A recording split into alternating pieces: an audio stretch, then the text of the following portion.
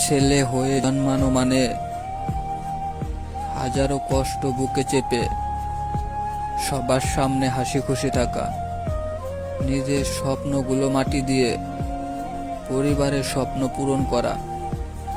স্কুলের ব্যাগটা ছেড়ে যেদিন বাজার করার ব্যাগটা ধরবে সেই দিনই বুঝতে পারবে এর থেকে স্কুলের ব্যাগটাই অনেক হালকা ছিল।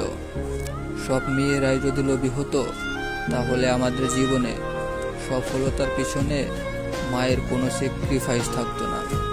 কাফনের কাপন এক আজব জিনিস, যে বানায় সে বিক্রি করে, যে কেনে সে ব্যবহার করে না, আর যে ব্যবহার করে সে জানেই না।